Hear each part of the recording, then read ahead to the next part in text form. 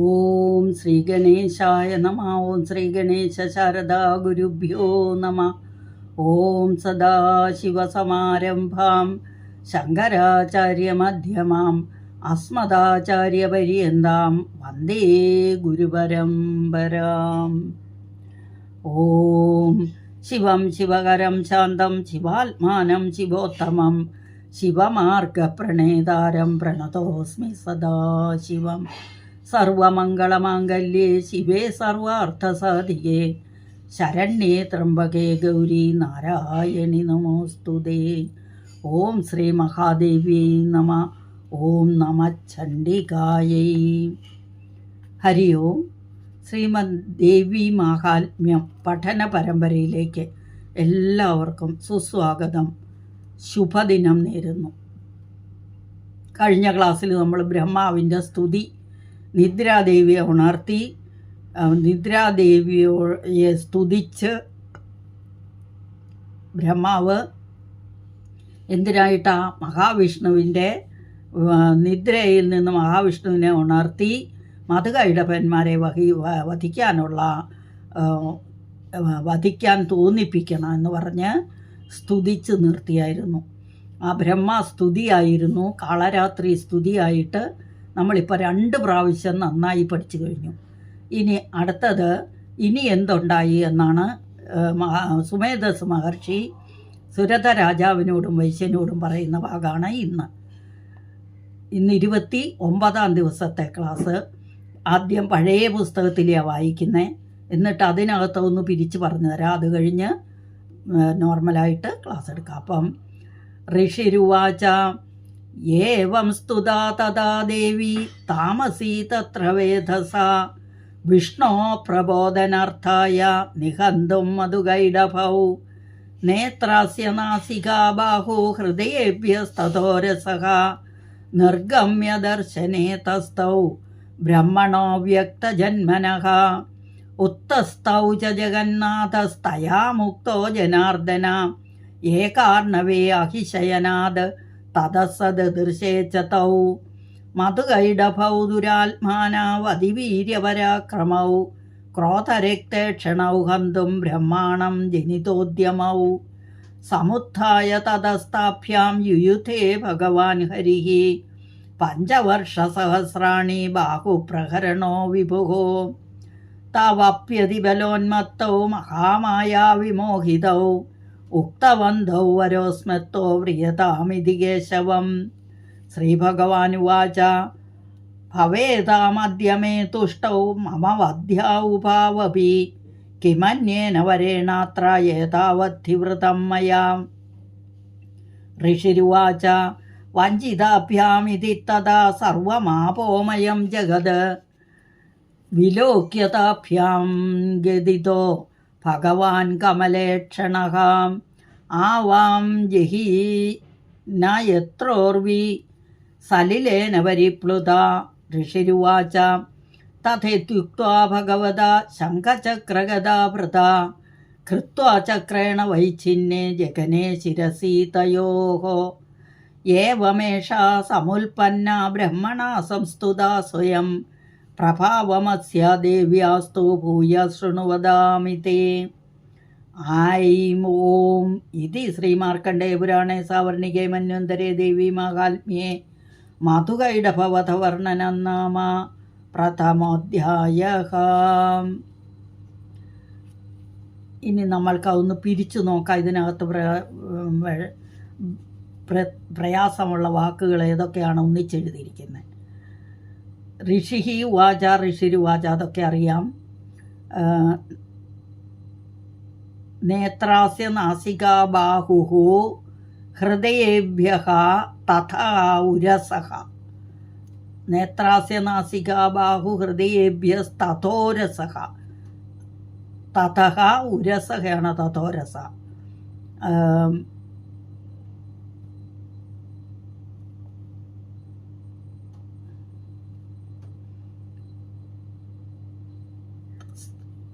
ജഗന്നാഥഃ തയാ ജഗന്നാഥസ്തയാ.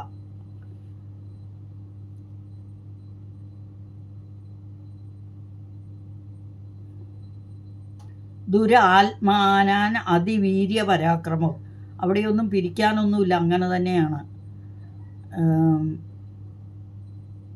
ജനിതഃ ഉദ്യമൗ ജനിതോദ്യമൗ തതഃ താഭ്യാം തതസ്താഭ്യാം.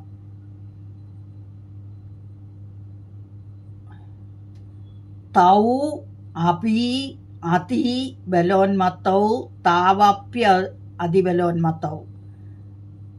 തൗ അപി അതിബലോന്മത്തൗ, അല്ലെങ്കിൽ താവത് അപി അതിബലോന്മത്തൗ താവപ്യ അതിബലോന്മത്തൗ. അവിടെ വാ വരും. അവിടെ താവത് ആണെങ്കിൽ താവത് അപി അതിബലോന്മത്തൗ എന്ന്. വരഹ അസ്മദഹ തഹ വരോസ്മത്തോ വ്രിയതാം ഇതി വ്രിയതാമിതി. ഭവേതാം അദ്യ ഭവേതാമദ്യ.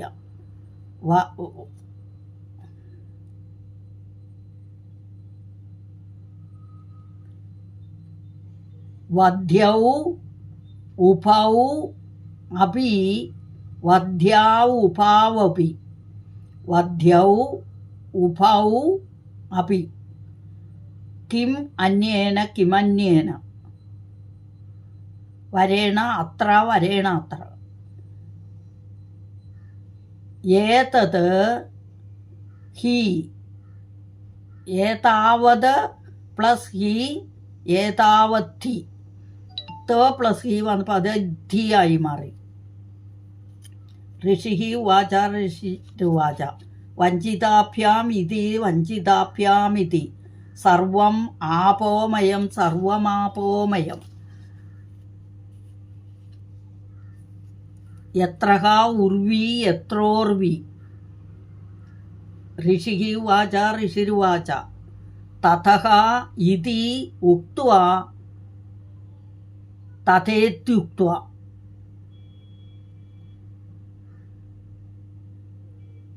ഏവം യേഷ ഏവമേഷ. പ്രഭാവം അസ്യ പ്രഭാവമസ്യ. ദേവ്യാഃ തു ദേവ്യാസ്തു. ഇത്രയേ ഉള്ളൂ പിരിച്ച് പറയാനായിട്ട്. ഇനി നമ്മൾക്ക് ഓരോ ശ്ലോകങ്ങൾ എടുത്ത് വേഗമേ വായിച്ച് അതിൻ്റെ അർത്ഥം പറഞ്ഞു പോകാം. ഇന്ന് 29-ാം ദിവസത്തെ ക്ലാസ്. ഋഷിരുവാച ഏവം സ്തുതാ തഥാ ദേവി താമസി തത്ര വേധസ വിഷ്ണോ പ്രബോധനാർത്ഥായ നിഹന്തും മധുകൈഡഭൗ.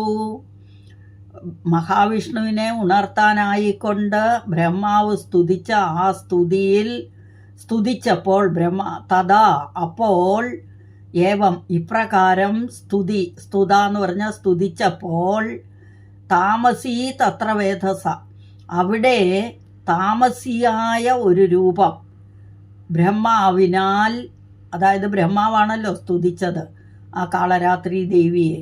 അവിടെ മഹാവിഷ്ണുവിനെ പ്രബോധനാർത്ഥായ വിഷ്ണോഹോ പ്രബോധനാർത്ഥായ വിഷ്ണുവിനെ ഉണർത്താൻ അല്ലെങ്കിൽ എഴുന്നേൽപ്പിക്കാനായിക്കൊണ്ടും നിഹന്തും മധുകൈടഭന്മാരെ കൊല്ലാനായിക്കൊണ്ടും ഇച്ഛിച്ച് ബ്രഹ്മാവ് സ്തുതിച്ച ആ സ്തുതിയിൽ ആ ദേവി എന്തു ചെയ്തു? പ്രീതയായി. എന്നിട്ടോ ആ ദേവി പ്രത്യക്ഷപ്പെട്ടു ബ്രഹ്മാവിൻ്റെ മുൻപിൽ. അപ്പോൾ എങ്ങനെയാണ്? നേത്ര അസി നാസിക ബാഹു ഹൃദയേഭ്യഃ തഥഃ ഉരസഃ. അതായത് ഭഗവാന്റെ ആ എല്ലാ ഇന്ദ്രിയങ്ങളിൽ നിന്നും അവയവ ഇന്ദ്രിയങ്ങളിൽ നിന്നെല്ലാം ഒരു രൂപം പ്രത്യക്ഷപ്പെട്ടു. അതാ നിർഗമ്യ. നിർഗമ്യ എന്ന് പറഞ്ഞാൽ നിർഗമിച്ചു. കണ്ണ്, നേത്രം കണ്ണാണ്, ആസ്യം മുഖമാണ്, നാസിക മൂക്കാണ്, ബാഹു കൈയാണ്, ഹൃദയം തന്നെയാണ്. തഥഃ അപ്രകാരം ഉരസഃ ഉരസിൽ നിന്ന്, അതായത് മാറിൽ നിന്ന് നിർഗമിച്ചു. ദർശനേ തസ്തൗ ബ്രഹ്മണോ അവ്യക്തജന്മ. അപ്പം അവ്യക്തജന്മനായ ആ ബ്രഹ്മാവിനെ ബ്രഹ്മണഃ, ആ ബ്രഹ്മാവ് അല്ലേ, മഹാവിഷ്ണുവിൽ നിന്ന് ആ ബ്രഹ്മാവ് പ്രാർത്ഥിച്ച എന്താണ്?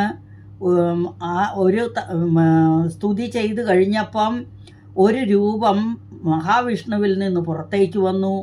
ആ ഇന്ദ്രിയങ്ങളിൽ നിന്നെല്ലാം ഒരു രൂപം. ആ രൂപം എങ്ങനെയുള്ളതായിരുന്നു? കയ്യും കാലും മൂക്കും നാക്കും എല്ലാം കൂടിയ ഇന്ദ്രിയങ്ങളിൽ നിന്ന് പ്രത്യക്ഷപ്പെട്ടതായിരുന്നു.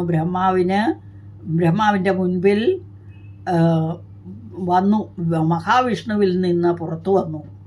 അവ്യക്തജന്മൻ, ഇതായിരുന്നു നാരായണൻ. നാരത്തിൽ അയനം ചെയ്യുന്നവൻ നാരായണൻ. നാരം എന്ന് പറഞ്ഞാൽ വെള്ളം. അപ്പം ആ നാരായണൻ്റെ എല്ലാ ഇന്ദ്രിയങ്ങളിൽ നിന്നും ബ്രഹ്മാവിന് ഒരു രൂപം, മഹാവിഷ്ണുവിൽ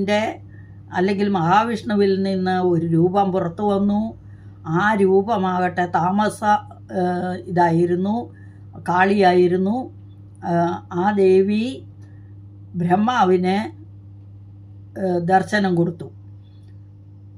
അതാണ് ഈ 2 ശ്ലോകം. ഏവം സ്തുതാ തഥാ ദേവി താമസി തത്ര വേദസാം. വേദസ് ബ്രഹ്മാവാണ്. വിഷ്ണോഹോ പ്രബോധനാർത്ഥായ നിഹന്തും മധുകൈടഭൗ. നിഹന്തുവിനെ കൊല്ലുവാൻ. മധുകൈടഭന്മാർ 2 പേര് ദ്വിവചനത്തെ കാണിക്കുന്ന ഔ.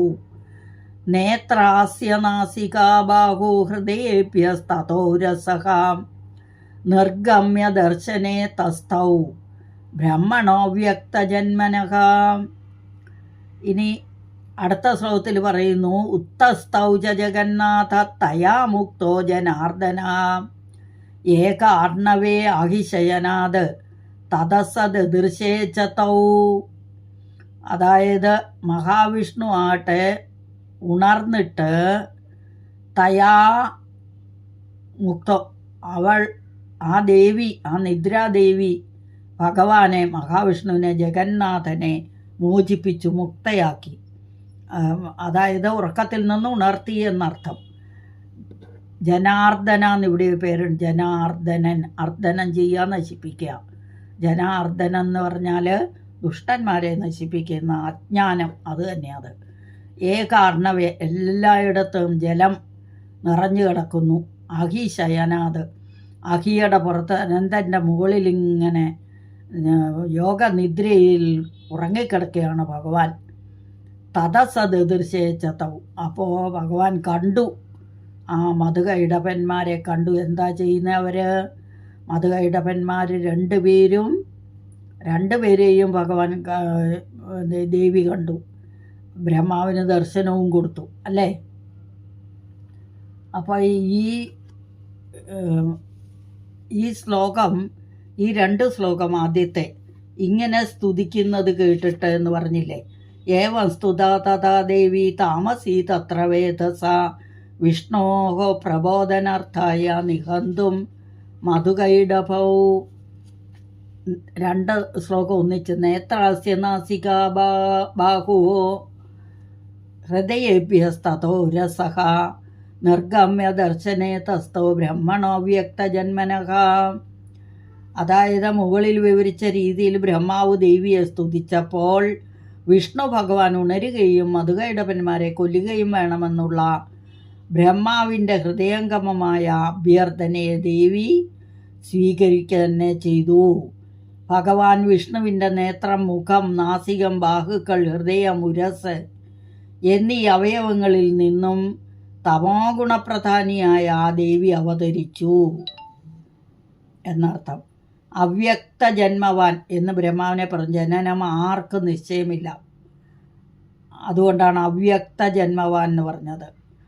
ബ്രഹ്മാവിന് കാണത്തക്ക വിധം ദേവി പ്രത്യക്ഷ രൂപിണിയായിട്ടാണ് അവതരിച്ചത് എന്നർത്ഥം. അടുത്ത ശ്ലോകം. ഉത്തസ്തൗജ ജഗന്നാഥ തയാ മുക്തോ ജനാർദ്ദന ഏകാർണവേ അഹിശയനാത് തതസദൃശേച്ചതൗ. ഉത്തസ്തൗജ ജഗന്നാഥ, പ്രളയസമുദ്രത്തിലെ അനന്ത തൽപ്പത്തിൽ ശയിച്ചുറങ്ങിക്കിടന്ന ഭഗവാൻ വിഷ്ണു നിദ്രയെ ഉപേക്ഷിച്ച് എഴുന്നേൽക്കുകയും ബ്രഹ്മാവിനെ നിഗ്രഹിക്കുവാൻ സന്നദ്ധരായി അതിവീര്യപരാക്രമികളായി കോപം കൊണ്ട് കണ്ണുകളും ചുവപ്പിച്ച് നിൽക്കുന്ന ദുഷ്ടബുദ്ധികളായ മധുകൈടഭന്മാരെ കാണുകയും ചെയ്തു. അപ്പോൾ എല്ലാവരും കണ്ടു അല്ലേ, പ്രളയസമുദ്രത്തിലെ അനന്ത ശൽപ്പത്തിൽ ഭഗവാൻ കിടക്കുന്നത്. ഇനി അടുത്ത ശ്ലോകത്തിൽ സമുത്ഥായ തതസ്ഥാഭ്യാം യുയുധേ ഭഗവാൻ ഹരി പഞ്ചവർഷസഹസ്രാണി ബാഹുപ്രകരണോ വിഭുവോ. ഇവിടെ ഭഗവാൻ ഉണർന്നു നോക്കുമ്പം കണ്ടത് ഈ മധുകൈടഭന്മാർ ബ്രഹ്മാവിനെ ഇട്ടോടിക്കുന്നതാണ്, അതായത് കൊല്ലാനായി തുടങ്ങുന്നത്. അപ്പം മധുകൈടഭന്മാർ ദുരാത്മാക്കളാണെന്നും ക്രോധം കൊണ്ട് ചുവന്ന കണ്ണുകളുള്ളവരാണെന്നും ഒക്കെ മനസ്സിലായി. അപ്പോൾ ഇനി അടുത്ത ശ്ലോകത്തിൽ പറയുന്നു, ആ ദുരാത്മാവ് എന്നൊക്കെ പറയും, ദുരാത്മാനം മധുകൈടഭവും പിന്നെ ചേർക്കാം. ജനിതോദ്യമവും ബ്രഹ്മാണം ഹന്തും ക്രോധരക്തേക്ഷണവും അതിവീര്യപരാക്രമവും ദുരാത്മാനവും മധുകൈടഭവും.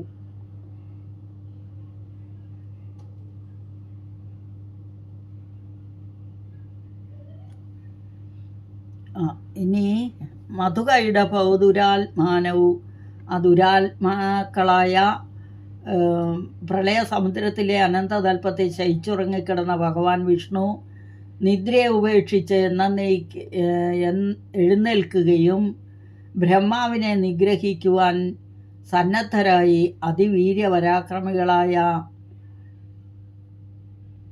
പരാക്രമികളുമായി കോപം കൊണ്ട് കണ്ണുകളും ചുവപ്പിച്ച് നിൽക്കുന്ന ദുഷ്ടബുദ്ധികളായ മധുകൈടഭന്മാരെ കാണുകയും ചെയ്തു എന്നർത്ഥം. അപ്പോൾ മധുകൈടഭവും ദുരാത്മാനവും അതിവീര്യപരാക്രമവും ക്രോധരക്തേക്ഷണവും ഹന്തും ബ്രഹ്മാണം ജനിതോദ്യമവും സമുത്ഥായ തതസ്ഥാഭ്യാം യുയുധേ ഭഗവാൻ ഹരിഹി പഞ്ചവർഷസഹസ്രാണി നൈരൃത്യ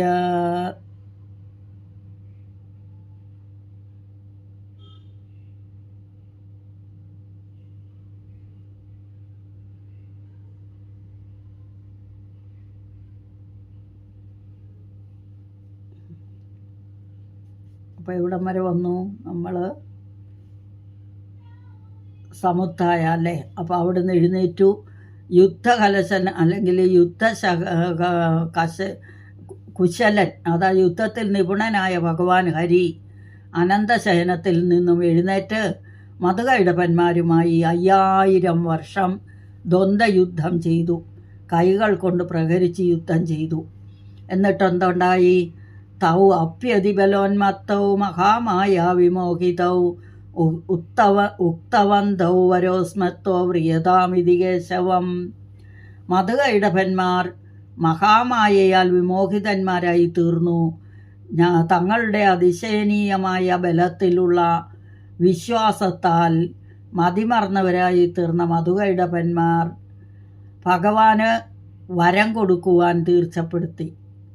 ഭഗവാനെ അഭിസംബോധന ചെയ്തുകൊണ്ട്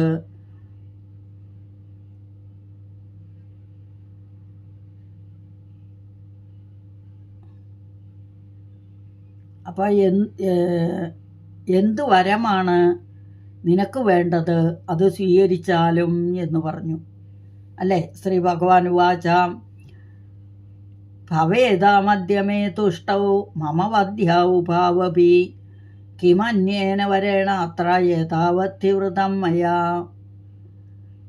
ഏതാവത്തി. അപ്പോൾ ഭഗവാന് വരം കൊടുക്കുവാൻ സന്നദ്ധരായ അസുരന്മാരോട് എന്നിൽ നിങ്ങൾ രണ്ടുപേരും സന്തുഷ്ടരായി എന്ന് മനസ്സിലായി. എനിക്ക് മറ്റു വരങ്ങളൊന്നും വേണ്ട, ആവശ്യമില്ല.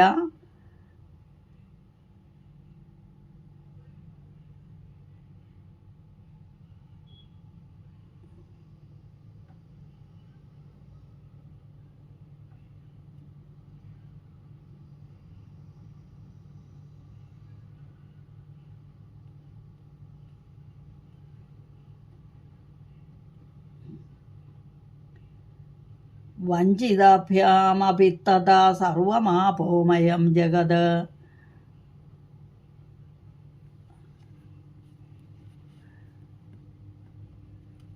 അപ്പോൾ അസുരന്മാർ വിഷ്ണുവിൻ്റെ ഈ വരസ്വീകരണം കരുതിയിരുന്നില്ല. തന്മൂലം അവർ വഞ്ചിതന്മാരായി എന്നവർക്ക് തോന്നി. അപ്പോൾ അവരെന്ത് ചെയ്തു?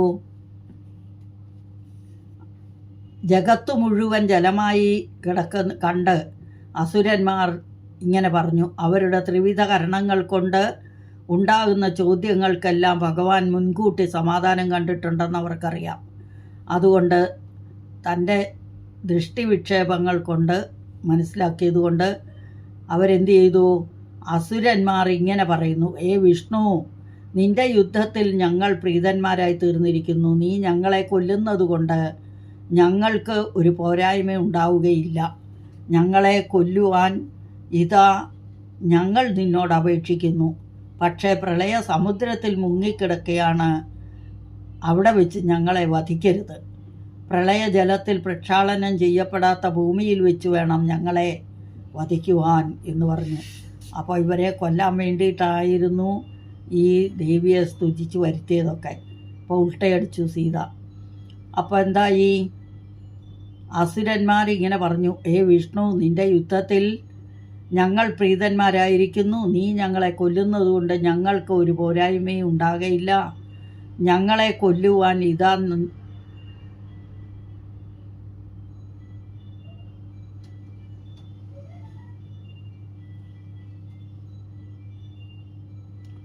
നിന്നോട് അപേക്ഷിക്കുന്നു. അപ്പം ഞങ്ങളെ നീ കൊന്നുകൊള്ളൂ എന്ന് പറഞ്ഞു.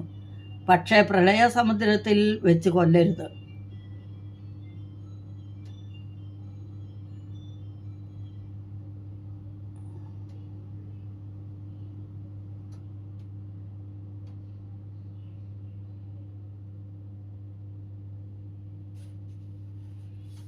അപ്പം ഹത്വ, അതായത് ഇവിടെ ഇച്ചിരി വ്യത്യാസമുണ്ട് ഇതിൽ നിന്ന്, മറ്റേ പുസ്തകത്തിൽ നിന്നും. അങ്ങനെ തന്നെ ചെയ്യാമെന്ന് പറഞ്ഞുകൊണ്ട് ഭഗവാൻ വിഷ്ണു ശംഖും ചക്രവും ഒക്കെ ധരിച്ച് ദേവിയുടെ ആവാസന രംഗം, അതായത് ഭൂമിദേവി ഭഗവാന്റെ ഊരുക്കൾ, തുടകളാണെന്ന് ആണ് പറയുന്നത്. ഭഗവാന്റെ എല്ലാ അവയവങ്ങളും, നമ്മളുടെ ഓരോ അവയവങ്ങളും പ്രപഞ്ചം തന്നെയാണ്. ഭഗവാന്റെ കണ്ണ്, ചെവി, നേത്രൻ, ഇതൊക്കെ നമ്മൾ പഠിച്ചതാണ്.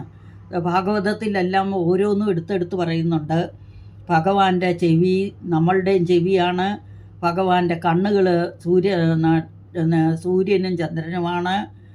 സൂര്യനും ചന്ദ്രനും 3 കണ്ണുണ്ട്. ഒന്ന് അഗ്നിയാണ്. അപ്പോൾ സൂര്യ അഗ്നിമാരൊക്കെയാണ് ഭഗവാന്റെ കണ്ണുകൾ. മഹാവിഷ്ണുവിൻ്റെ എല്ലാ അവയവങ്ങളും പ്രകൃതി വിശ്വം തന്നെയാണെന്നും ഒക്കെ അതിൽ നിന്ന്. അപ്പോൾ ഭഗവാൻ എന്തു വേണം? ഭഗവാന് ആകെ ഒരു ഇതേ ഉള്ളൂ, ഇവരെ കൊല്ലണം, അല്ലേ? അപ്പോൾ പ്രളയ സമുദ്രത്തിൽ വെച്ച് ഭൂമി അതിൽ മുങ്ങിക്കിടക്കുന്നുണ്ട്, ഭൂമിയിൽ വെച്ച് കൊല്ലരുതെന്ന് പറഞ്ഞു. ആ ഭൂമിയിൽ വെച്ച് തന്നെ വേണം കൊല്ലാമെന്ന് പറഞ്ഞു. വെള്ളത്തിൽ വെച്ച് കൊല്ലാൻ പാടില്ല എന്ന്. അപ്പോൾ ഭഗവാന്റെ ഊരുക്കൾ, തുടകളാണല്ലോ ഈ ഭൂമി. അതുകൊണ്ട് ഭഗവാൻ തൻ്റെ തന്നെ തുടകളിൽ വെച്ച് അവരെ 2 പേരെയും തൻ്റെ തന്നെ ചക്രം കൊണ്ട് കൊന്ന് അവരെ കൊന്നുകളഞ്ഞു. അങ്ങനെ ദേവന്മാരെ രക്ഷിച്ചു. ആരെ? ബ്രഹ്മാവിനെ രക്ഷിച്ചു. പിന്നെ എന്താ ഉണ്ടായി? അവ്യക്തമായ ജന്മത്തോടുകൂടി ബ്രഹ്മാവിൻ്റെ ഘോരമായ ആ ഭയത്തെ അങ്ങനെ ഭഗവാൻ ഇല്ലാതെയാക്കി. എന്നിട്ടോ അപ്പം ഇവർ പറയുന്നു: രാജശ്രേഷ്ഠ, ഭഗവാൻ വിഷ്ണു മധുക ഇടപന്മാരുടെ മേധസ് കൊണ്ടാണ് ഭൂമിയെ ഉണ്ടാക്കിയത്. ആ മേധസ് കൊണ്ടുണ്ടാക്കിയത് കൊണ്ട് ദേവിക്ക് മേദിനി എന്നൊരു പേരും കൂടിയുണ്ട്. അപ്പം ഇങ്ങനെയാണ് ഭൂമി ജനിച്ചത്, ഇങ്ങനെയാണ് ഭൂമി ഉണ്ടായത് എന്ന്. ബ്രഹ്മാവിൻ്റെ സ്തുതി കാരണമായി ദേവി ഇങ്ങനെ അവതരിച്ചു. ഈ ദേവിയുടെ പ്രഭാവം ഇനിയും തുടരും, ഇനിയും ഞാൻ നിങ്ങൾക്ക് പറഞ്ഞു തരാം, കേട്ടുകൊണ്ടാലും എന്ന് പറഞ്ഞ് ഋഷി ഇനിയും തുടർന്നുകൊണ്ടിരിക്കുകയാണ് കഥകൾ. അപ്പോൾ ഇതൊരു പ്രാവശ്യം കൂടി വായിച്ച് നിർത്താം. അടുത്ത ക്ലാസ്സിൽ നിന്നായിട്ട് എടുക്കാം. ഇത് പുതിയ ഫോണായ കാരണം കുറേ ഇതുകൾ വന്നിട്ടുണ്ട്, ക്ഷമിക്കണം എല്ലാവരും.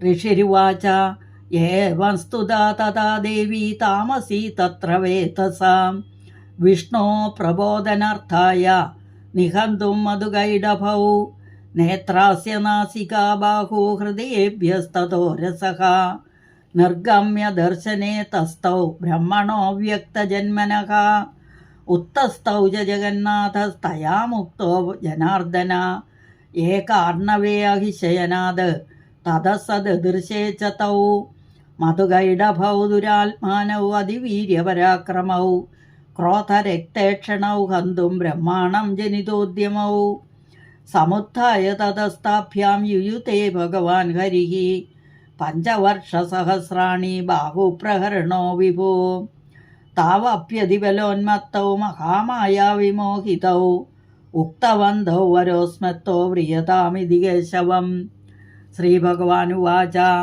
भवेदामद्य मे तुष्टौ मम वध्या उभावपि किमन्येन वरेणात्र एतावद्धि वृतं मया ऋषिरुवाच वञ्चिताभ्यामिति तदा सर्वमापोमयं जगद വിലോക്യതാഭ്യാം ഗതിതോ ഭഗവാൻ കമലേക്ഷണഃ. ഇവിടെ സർവമാപോമയം, ആപം വെള്ളമാണ്, സർവവും വെള്ളം ആയതുകൊണ്ട് എന്ന് കണ്ടിട്ട് വിലോക്യ കണ്ടിട്ട് അവർ പറഞ്ഞു, താഭ്യാം അവർ രണ്ടുപേരും പറഞ്ഞു എന്നാ പറഞ്ഞ. അപ്പം കമല ഈക്ഷണം, ഈക്ഷണം എന്ന് പറഞ്ഞാൽ കണ്ണുകൾ, താമര പോലെയുള്ള ഭഗവാന്റെ കണ്ണുകൾ കൊണ്ട് എന്തു ചെയ്തു? ജഹിന എത്രോ ഉർവി സലിലേന വരിപ്ലുത, ഈ വെള്ളമില്ലാത്തടത്ത് വെച്ച് കൊന്നുകൊള്ളൂ എന്ന് പറഞ്ഞു. ഋഷിരുവാചാം ഭഗവാൻ കമലേക്ഷണ ആവാം ജഹിനേത്രോർവി സലിലേന വരിപ്ലുത. ഋഷിരുവാച തഥേത്യുക്ത്വാ ഭഗവത ശംഖചക്രഗദാഭൃത കൃത്വാ ചക്രേണ വൈഛിന്നേ ജഘനേ ശിരസി തയോഃ. ഏവമേഷാ സമുൽപ്പന്ന ബ്രഹ്മണാ സംസ്തുതാ സ്വയം പ്രഭാവമസ്യാ ദേവ്യാസ്തു ഭൂയ ശൃണു വദാമി തേ. ഇവിടെ ആദ്യം നമ്മൾ അധ്യായം ആരംഭിക്കുമ്പം ഓം ഐം എന്നാണ് തുടങ്ങിയതല്ലേ, ഓം ഐം മാർക്കണ്ഡേയ ഉവാചാന്ന്. പക്ഷേ ഇവിടെ തീരുമ്പം ഐം ഓം എന്നാണ്, പ്രത്യേകം ശ്രദ്ധിക്കുക, അല്ലെങ്കിൽ ഇതാവും. അപ്പം ഇത് ഇപ്രകാരം ശ്രീമാർക്കണ്ഡേയ പുരാണത്തിൽ സാവർണികേ മന്വന്തരെ, സാവർണിക മന്വന്തരത്തിൽ ദേവീ മാഹാത്മ്യത്തിൽ മധുകൈടഭവധ വർണ്ണനം നാമ, മധുകൈടഭവധ വർണ്ണനം എന്ന പേരിൽ പ്രഥമോധ്യായം സമാപിച്ചു അല്ലേ. ഇത് പ്രഥമചരിതം സമാപ്തം. ഓം ശ്രീ ജഗദംബാർപ്പണമസ്തു. ഹരിയും. അടുത്ത ക്ലാസ്സിൽ മുഴുവൻ ഒന്നിച്ച് വായിച്ച് ഒന്നിച്ചർത്ഥം പറഞ്ഞു തന്ന് ഒരു പ്രാവശ്യം കൂടെ ക്ലിയർ ചെയ്യാം. അതുവരെ ഇപ്പം ഈ എടുത്ത ക്ലാസ് എല്ലാവരും ചൊല്ലിയിടുക. ഹരിയും. അമീനാരായണ. കായേന വാചാ മനസേന്ദ്രിയർവാ ബുദ്ധ്യാത്മനാ വാ പ്രകൃതി സ്വഭാവാത് കരോമി യദ്യ സകലം പരസ്മൈ ദിവ്യാർപ്പണമസ്തു. അപരാധസഹസ്രാണി ക്രിയന്തേ ഹർനിശം മയാ ദാസോയമിതി മാമത്വാ ക്ഷമസ്വ പരമേശ്വരി. ആവാഹനം ന ജാനാമി വിസർജനം പൂജാം ചൈവ ന ജാനാമി ക്ഷമ്യതാം പരമേശ്വരി.